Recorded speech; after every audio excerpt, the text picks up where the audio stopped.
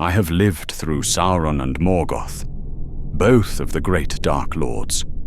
I was born in Beleriand in the First Age, in a city that no longer exists, in a kingdom that was drowned beneath the sea when the world was broken. I fought against Morgoth when his shadow covered the north, when dragons darkened the sky, and Balrogs walked the earth, when the great elven realms fell one by one to his armies. I watched Gondolin burn. I saw Nargothrond broken. I buried friends beyond counting, and fled south with the ragged survivors of a war we could not win.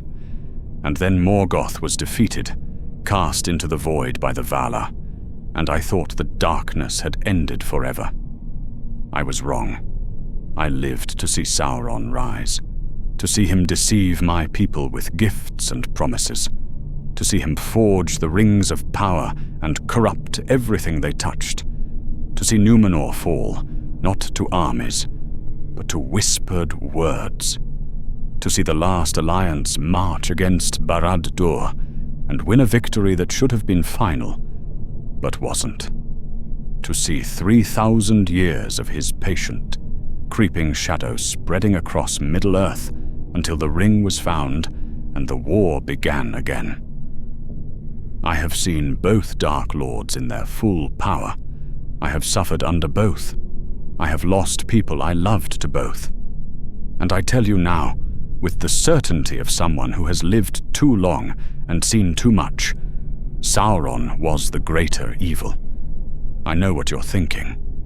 Morgoth was the source of all darkness, the first enemy, the corruption from which all other corruptions flowed. Sauron was merely his servant, his lieutenant, a lesser being who inherited his master's malice, but not his power. Morgoth could wrestle Valar, reshape mountains, create entire races to serve his will. Sauron was diminished by comparison, a shadow of a shadow, a servant who rose to mastery only because his master had been cast out of the world. All of this is true. Morgoth was more powerful than Sauron could ever hope to be. But power is not the same as evil. Morgoth was rage, hatred given form. He looked upon the beauty of Arda and he despised it, not because it threatened him, but because he had not created it, because it existed beyond his control, because its beauty was a rebuke to everything he was. He wanted to destroy, to unmake, to tear creation apart, simply because creation existed, and he could not bear that it did. There was a purity to his malice, if such a word can be used. He was chaos and destruction and the void, and he made no secret of what he was. When Morgoth came for you, you knew exactly what you faced. You could stand against him with clarity, fight him with purpose, die opposing him with a sword in your hand and certainty in your heart. Sauron was different. Sauron was cold where Morgoth was hot, patient where Morgoth was reckless, calculating where Morgoth was driven by impulse and rage. Morgoth wanted to destroy the world because he hated it.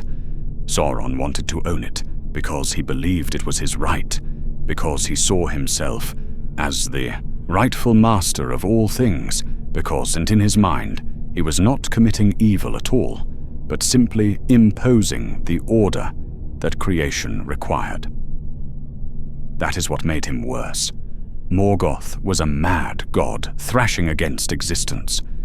You could almost understand it, in a terrible way, the way you understand a fire that consumes everything it touches simply because burning is its nature. But Sauron knew exactly what he was doing. Every act of cruelty was deliberate. Every corruption was planned, sometimes centuries in advance. He didn't rage against the world, he smiled at it, and the smile never reached his eyes. And behind that smile was a patience so absolute and a malice so cold that it made Morgoth's fury seem almost honest by comparison. Morgoth would burn your city and slaughter your people, and you would hate him for it, clearly and cleanly. Sauron would walk through your gates as a friend, offer you gifts that seemed beautiful, guide you toward destruction with gentle words, and by the time you understood what he truly was, you would have already damned yourself. You would have put on the ring willingly. You would have spoken the words of betrayal with your own mouth. You would have made the choices that destroyed everything you loved, and some part of you would still believe you had chosen freely. That is why Sauron was more evil. Not because he was stronger, but because he was smarter. Not because his hatred burned hotter, but because it burned cold enough to wait, to plan, to corrupt, rather than simply destroy. Morgoth offered death. Sauron offered something far worse. I know this because I lived through both. Because I watched what Morgoth did to my people, and then watched what Sauron did to the world after him.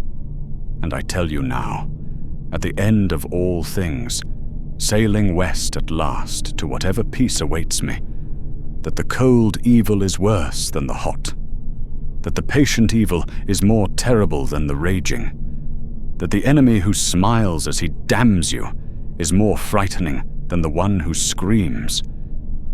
Let me tell you what I saw. Let me tell you what both Dark Lords truly were. And let me tell you why, after all these ages, I still fear the memory of Sauron more than I ever feared Morgoth. I remember when I first understood what Morgoth was. I was young then, though already older than any mortal would ever live to be. The War of the Jewels had been raging for centuries, and my people had grown accustomed to living in shadow, to building our cities in hidden valleys and guarded mountains, to knowing that somewhere in the north, in his fortress of Angband, the first Dark Lord sat on his iron throne and plotted our extinction. But knowing something and understanding it are different things entirely. I understood it the day Glaurung came to my city. The dragon appeared at dawn, a shape so vast it blocked out the rising sun. I had heard stories of the father of dragons, of course. Everyone had. We sang songs about the heroes who had faced him, told tales of his cunning and his cruelty, warned our children about the fire that had consumed armies. But stories are just words, and words cannot capture what it feels like to see something that large moving toward you, to feel the ground shake with each step, to smell the smoke and sulfur on the wind, to realize with absolute clarity that nothing you have, no weapon or wall or army, can stop what is coming. Glaurung didn't burn us immediately. That wasn't his way, and it wasn't Morgoth's way either. The Dark Lord delighted in despair as much as destruction, and his greatest servant had learned that lesson well. The dragon spoke first because Morgoth had given him speech and cunning to go along with his fire and his scales and his ancient malice.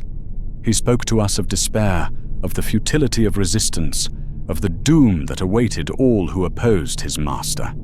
His voice was like thunder and silk at once, terrible and almost beautiful, and I watched warriors who had fought orcs for centuries fall to their knees and weep at the sound of it. He told us that Morgoth's victory was inevitable, that the Valar had abandoned us, that every elven kingdom that had stood against the darkness had fallen or would fall, and that our city would be just another ruin in a world of ruins, forgotten before the age ended. He spoke for what felt like hours, and with every word, I felt the hope draining out of the soldiers around me, felt their will to fight crumbling, felt the terrible weight of despair that Morgoth wielded as surely as any sword. Then he burned us. The fire came without warning, a torrent of flame so intense that stone itself melted and ran like water. I saw elves I had known for centuries turned to ash in an instant, their screams cut short before they could even fully form. I saw buildings that had stood for generations collapse into rubble, saw gardens and fountains and beautiful things beyond counting, consumed by the inferno. Saw everything I had called home become a hell of smoke and screaming and death. I escaped because I was near the eastern wall, because I was young and fast, because luck favors some and damns others for no reason anyone can understand. I ran while my city died behind me, while the screams of everyone I had known rose into the smoke-black sky, while Glaurung's laughter rolled across the valley like the promise of eternal damnation. I ran for 3 days without stopping, without sleeping, without allowing myself to think about what I had lost. When I finally collapsed in a forest somewhere south of the ruin, I lay there for hours staring at the canopy above me, trying to understand how I was still alive when so many were not. That was Morgoth's evil. Vast, overwhelming, impossible to resist. He sent dragons and Balrogs and armies of orcs beyond counting. He broke the great elven kingdoms one by one, Nargothrond and Gondolin and Doriath, each fall more devastating than the last. He didn't negotiate or deceive or corrupt. He simply destroyed because destruction was what he wanted. Because watching the beautiful things of the world burn was the only pleasure left to him. And we fought him.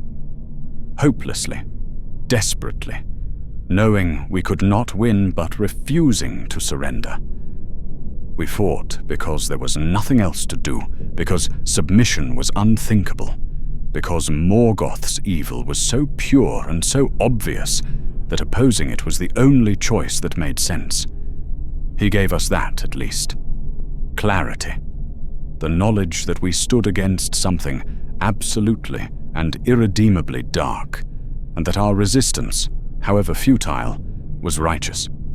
When the valor finally came, when the war of wrath broke Angband and cast Morgoth into the void, I wept with relief. The shadow had lifted. The enemy was gone. The skies were clear for the first time in my memory, and the world felt lighter, as if a weight I had grown so accustomed to that I no longer noticed it had suddenly been removed. I thought the darkness had ended forever. I thought we had paid the price and earned our peace. I thought whatever came next, it could not possibly be as terrible as what we had endured. I was so young then. I understood so little. The Second Age began with hope. The Valar raised a new land for my people, the Isle of Tol Eressëa near the shores of Valinor, and many elves sailed west to find peace at last. But some of us stayed in Middle-earth. Some of us had unfinished business, loves we couldn't leave, duties we couldn't abandon. Some of us simply weren't ready to go. Not yet. Not while the world still held wonders we hadn't seen, and places we hadn't walked, and the promise of building something new from the ashes of what had been destroyed. I was one of those who stayed. I settled in Eregion, in the realm of the elven smiths, where the greatest craftsmen of our people were forging works of beauty and power unlike anything seen since the First Age.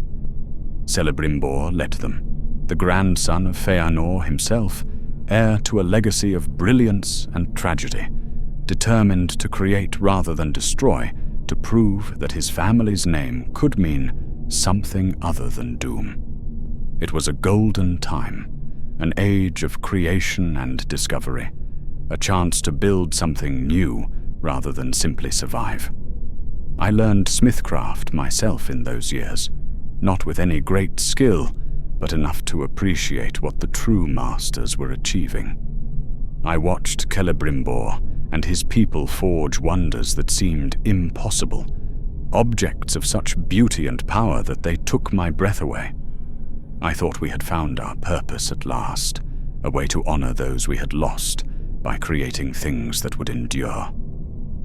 That was when Anatar came. He called himself the Lord of Gifts, and he came to us in a form so fair it almost hurt to look upon. tall and noble, with hair like spun gold, and a voice like music, and eyes that sparkled with wisdom and kindness. He said he was a Maya, a servant of the Vala, sent to help us in our works, to share knowledge that had been hidden, to guide the elven smiths toward achievements beyond their imagining. Some of us were suspicious from the beginning. Gil-galad, the High King, refused to receive him and warned others to do the same. Elrond did not trust his words, sensing something beneath the surface that troubled him. And I felt something too, a coldness beneath the warmth, a shadow behind the light. When Anatar smiled at me, I felt my skin prickle with unease, though I could not have said why. But I could not articulate my doubts, could not point to anything specific, could not argue against the gifts he offered or the knowledge he shared. And his gifts were real. His knowledge was genuine. Under his guidance, the elven smiths of Eregion created wonders that surpassed anything they had achieved before, including the Rings of Power, those magnificent artifacts that could preserve and protect and hold back the decay of time itself. Celebrimbor worked beside Anatar for decades, learned from him, trusted him, called him friend. I watched their partnership grow, watched Celebrimbor's skills flourish under Anatar's tutelage, watched rings of increasing power emerge from the forges of Eregion. And I said nothing, because what could I say? That I had a bad feeling? That something about our benefactor made me uneasy, even though I couldn't explain why? That was the difference. That was what Sauron understood that Morgoth never did. Morgoth would have come with fire and armies. He would have demanded submission and punished refusal with death. We would have known him for what he was immediately, would have fought him, would have died opposing him with that same clarity we had found in the First Age. Sauron walked through our gates, and we invited him in. We fed him at our tables, shared our secrets, let him into our workshops and our councils and our hearts. He didn't conquer Eregion. He seduced it. He made himself indispensable, made his guidance seem essential, made us dependent on his wisdom before we even realized what was happening. By the time we understood what he truly was, it was already too late. I remember the day we learned the truth. Sauron had returned to Mordor by then, had built his dark tower, had forged the one ring in the fires of Mount Doom. We did not know this at the time, did not understand what he had been working toward during all those years of friendship and guidance. We thought Anatar had simply departed, moved on to help others as he had helped us, spreading his gifts across Middle-earth. And then, without warning, everything changed. The elves who wore rings of power felt it first, a presence touching their minds, a will pressing against their souls, a cold and patient malice reaching for them across hundreds of miles. They tore the rings from their fingers in horror, suddenly understanding what those beautiful objects truly were, what purpose they had been designed to serve, what trap they had walked into with open eyes and grateful hearts. Celebrimbor understood in that moment what he had done, what he had helped create, what his trust and his friendship and his admiration for Anatar had truly built. The rings he had forged with such pride, such skill, such genuine desire to create something beautiful and lasting, they were chains, weapons, tools of domination designed by the very enemy he thought he was defying. I was with him when the realization struck. I watched his face crumble, watched the horror dawn in his eyes, watched him age 1,000 years in a single moment as he understood the depth of his betrayal. Not his betrayal of us, but the betrayal that had been practiced upon him, the way Sauron had used his gifts and his trust and his desperate desire to create something good. He wept. I had never seen Celebrimbor weep before, not once in all the centuries I had known him. He was proud, sometimes arrogant, driven by a need to prove himself that bordered on obsession. But in that moment, he was just an elf who had been deceived by someone he trusted, who had helped build the instruments of his people's destruction, who understood with terrible clarity that his life's work had been corrupted beyond redemption. The war that followed was brutal.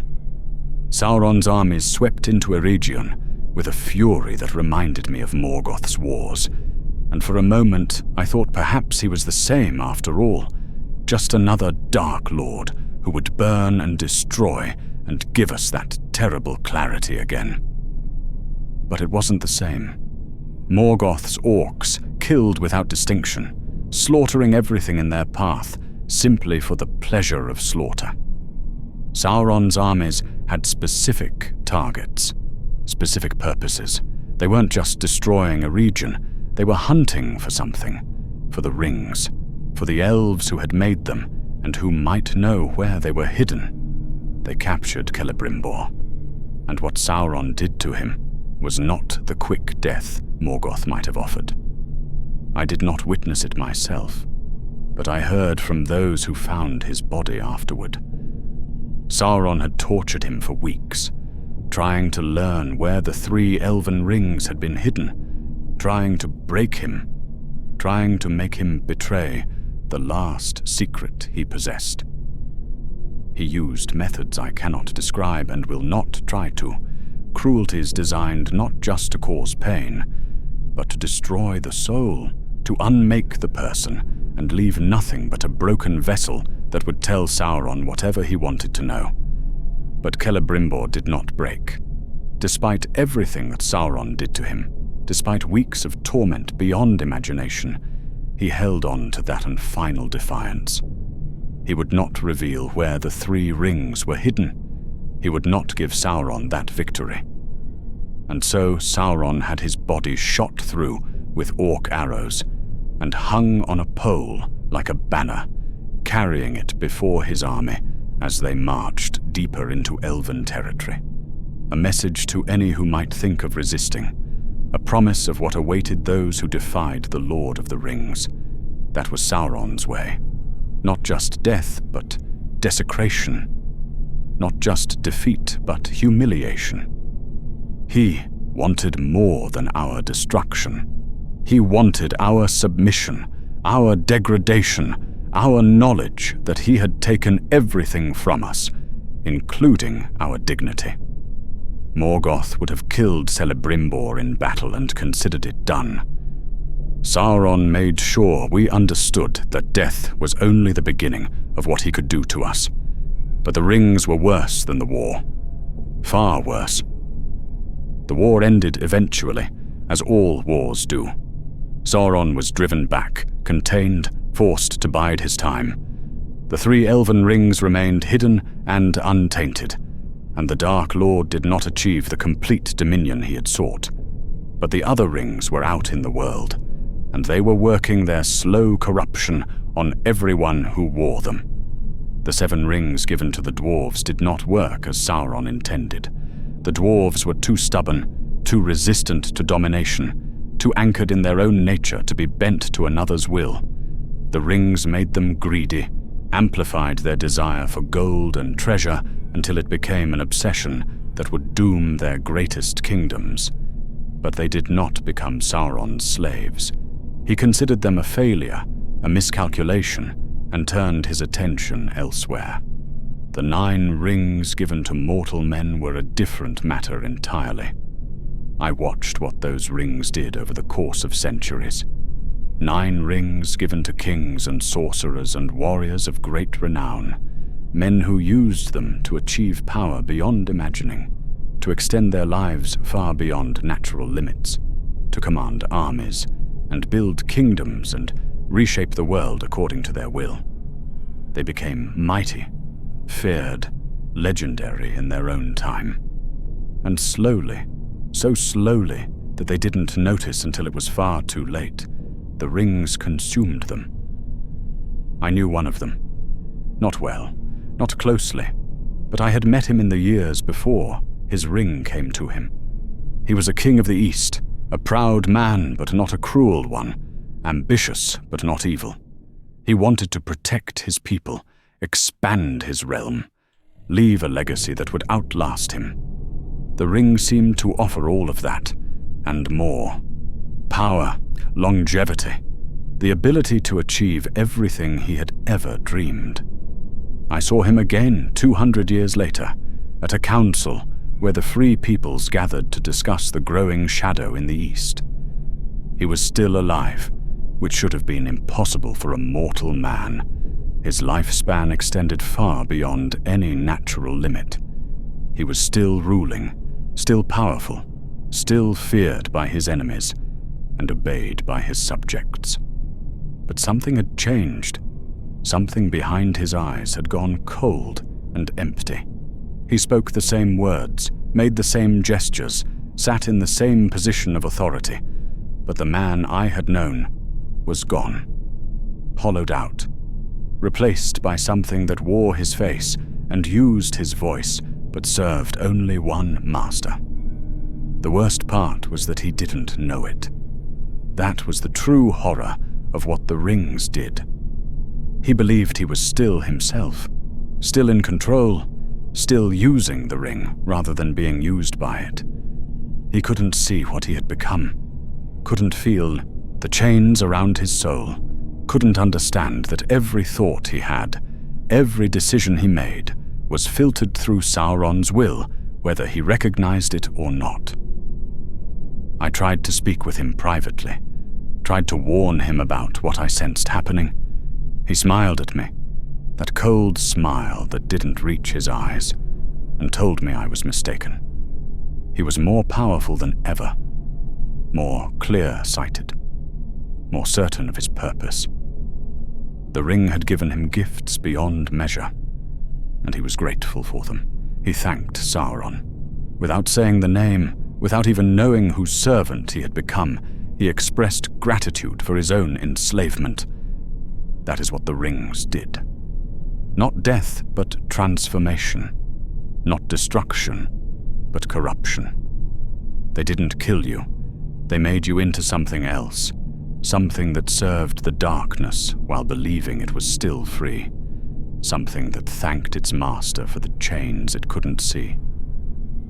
Morgoth would have simply killed him, given him a clean death in battle, an ending that meant something, a chance to die as himself rather than live as a shadow. Sauron did something far worse. He made him a slave who thought he was a king. He took everything that man had been, everything he had believed, everything he had hoped for, and twisted it into service of the shadow. And in the end, when the transformation was complete, when the Nine had faded entirely into wraiths bound to Sauron's will for all eternity, they weren't even granted the mercy of death. They existed, still conscious on some level of what they had become, unable to die, unable to escape, unable to do anything except serve the master who had consumed them so gradually they never saw it happening. I saw the Nazgul in later ages. I saw what remained of those 9 kings, those proud men who had accepted rings and found themselves damned. They were not dead and not alive, not free and not entirely enslaved, but something in between, something that should not exist, something that persisted in torment across millennia. That is why Sauron was more evil than Morgoth could ever be. Morgoth would have ended them. Sauron made them eternal. But if you want to understand the true depth of Sauron's evil, the full measure of what made him worse than Morgoth could ever have been, you must understand what he did to Numenor. Numenor was the greatest kingdom of men ever to exist in the history of the world. The Valar themselves had raised the island from the sea as a gift to the Aedain, the mortals who had fought beside the elves against Morgoth in the War of Wrath. Its people lived 3 times the span of normal men, grew tall and wise and powerful beyond any other mortals who had ever walked the earth. They built ships that sailed to the ends of the world, raised cities of white stone that rivaled even elven craftsmanship, accumulated knowledge and wealth and strength over generations until they were the dominant power in all of Middle-earth. And they were good. For most of their history, the Numenorians were allies of the elves, friends to the free peoples, enemies of Sauron and everything he represented. Their kings led armies against him, pushed him back, contained his power, threatened his dominion.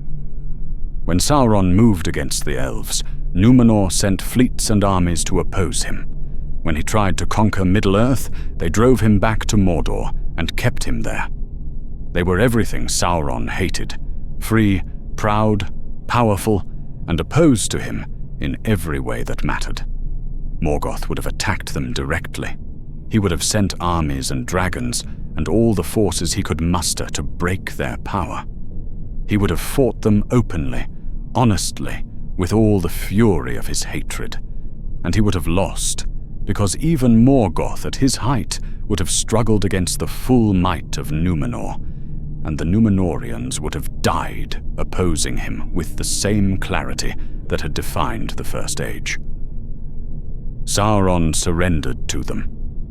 When the Numenorians grew mighty enough to challenge him directly, when their king Ar-Pharazôn landed with an army so vast that even Sauron's forces could not hope to oppose it, the Dark Lord did something Morgoth would never have considered.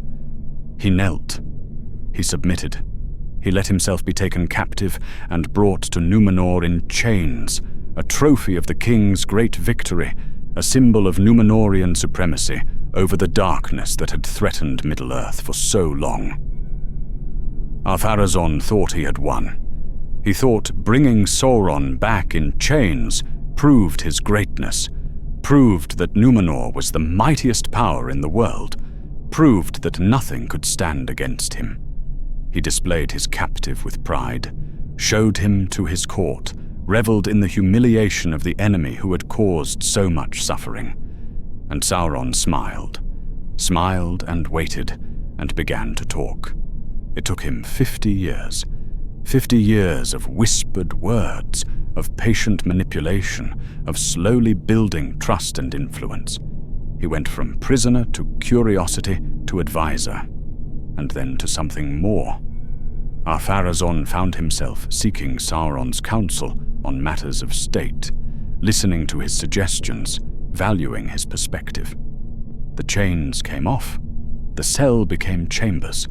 The captive became a guest, then a confidant, then something perilously close to a friend. Sauron told the king what he wanted to hear, that Numenor's greatness was unmatched in history, that Ar-Pharazôn deserved to rule not just an island, but the entire world, that there were powers even greater than those he already possessed, secrets the Valar were keeping from him, immortality that should rightfully belong to the race of men. He told them the Valar were not gods, but usurpers, beings who hoarded eternal life that they had no right to keep for themselves. He told them death was not a gift, as the elves claimed, but a curse, a limitation imposed on men to keep them weak and controllable. He told them the true God, the one who could grant them the immortality they deserved, was not in the west but in the darkness, and his name was Morgoth. And they believed him. Slowly, gradually, one compromise at a time, the Numenorians began to believe him. Sauron convinced them to build a temple to Morgoth in their capital city. He convinced them to cut down Nimloth, the white tree that had been a gift from the elves and a symbol of their friendship with the West. He convinced them to offer sacrifices in the temple, human sacrifices, burning men alive to honor the Lord of Darkness.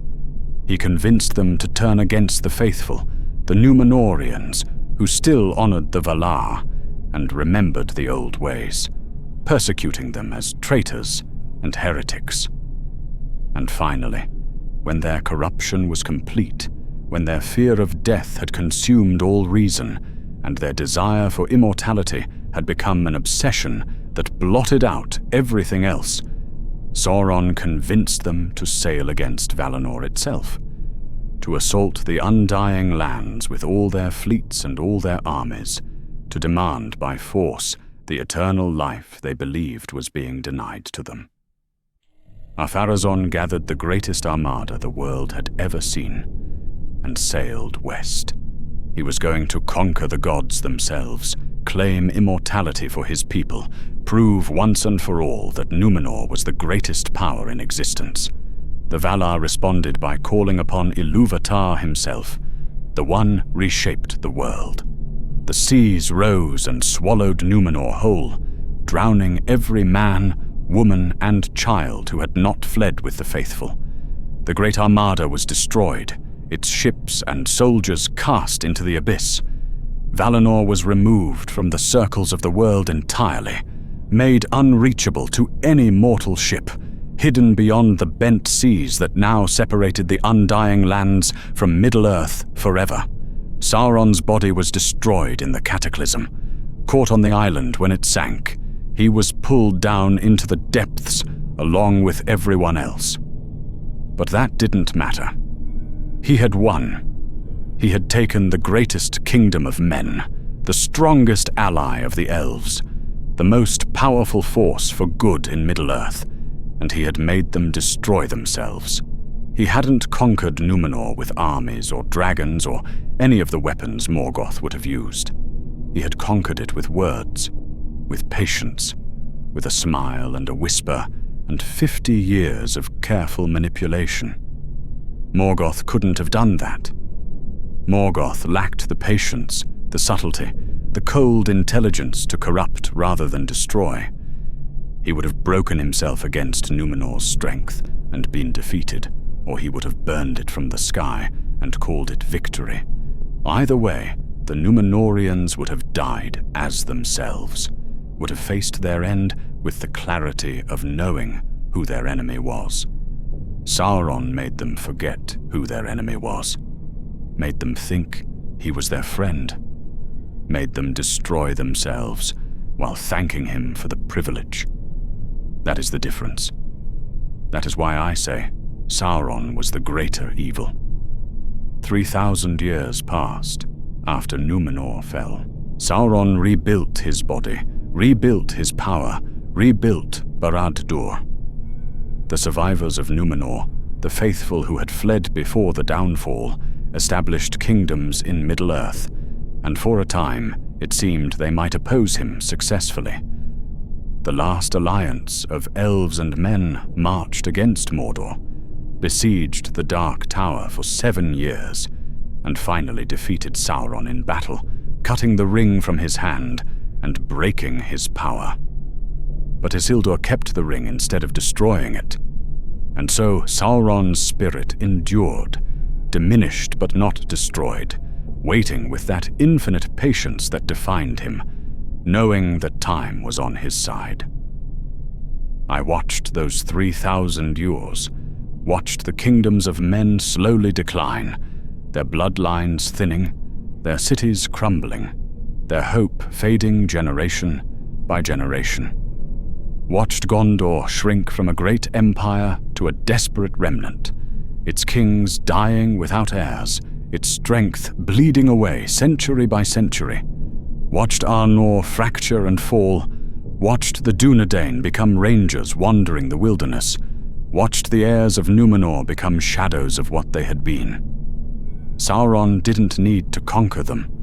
He just needed to wait while they weakened themselves, while his influence crept back into the world like poison seeping through soil, while his servants multiplied and his enemies divided, and his shadow lengthened until it seemed inevitable that he would triumph in the end. That was his way. Not the sudden overwhelming assault that Morgoth favored, but the slow corruption, the patient erosion, the gradual decay that left his enemies too weak to resist when he finally moved against them. He had learned from Numenor.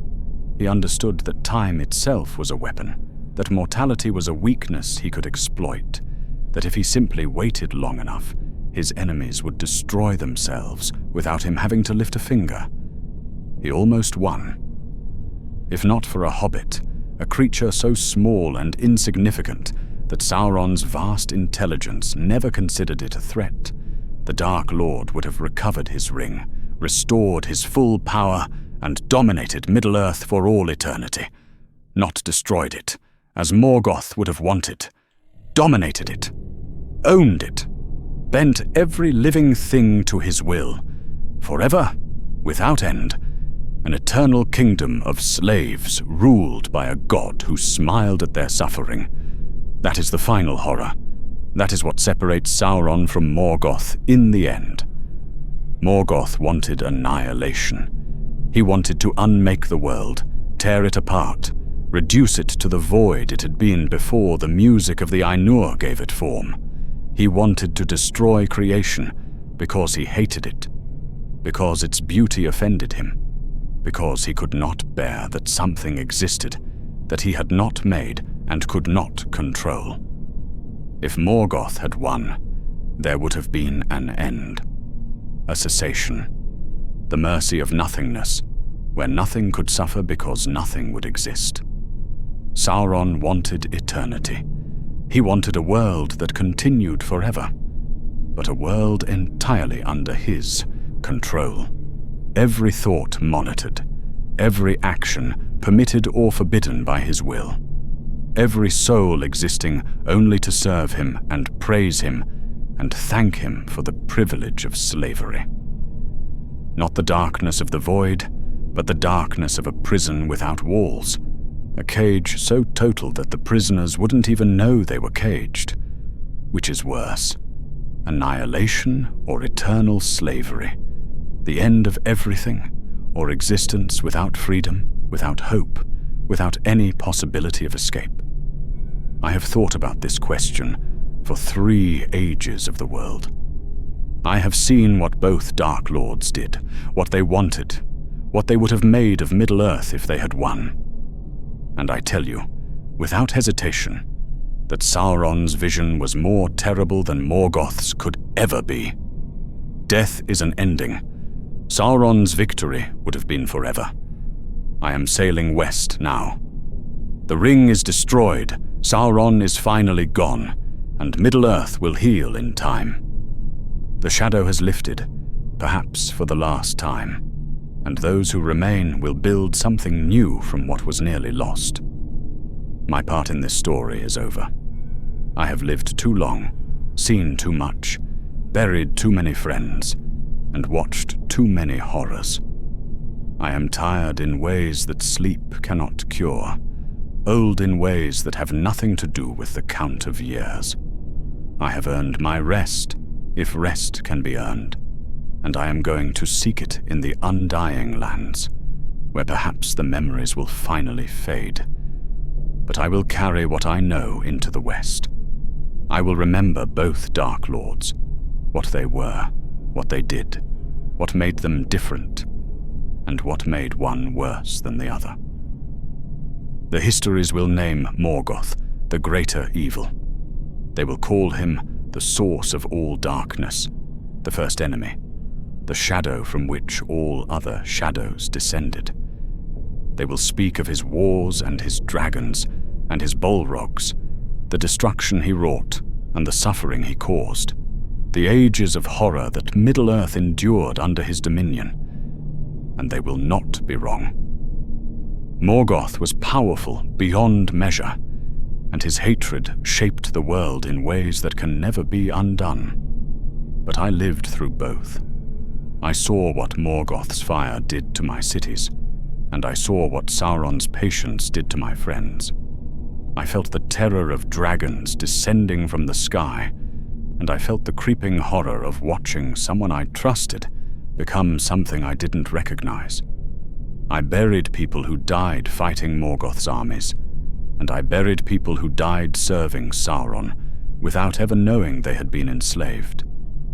And I tell you, from the depths of experience that I wish I didn't have, that the cold evil is worse than the hot, that the corruption that comes with a smile is more terrible than the destruction that comes with a scream, that given a choice between annihilation and eternal slavery, I would choose annihilation, and I would not hesitate. Morgoth was the greater power. His strength exceeded Sauron's in every measurable way. His armies were more terrible, his servants more frightening, his capacity for destruction more absolute.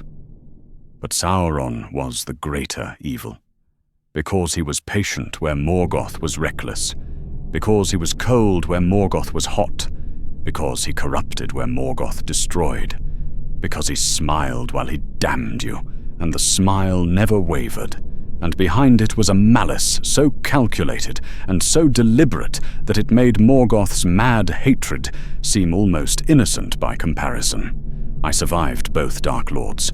I know what each of them was, what each of them wanted, what each of them would have made of the world if they had won. Morgoth would have ended everything. Sauron would have owned everything, forever. I know which fate I fear more, and I will carry that knowledge into the West, where perhaps, at last, I can begin to forget.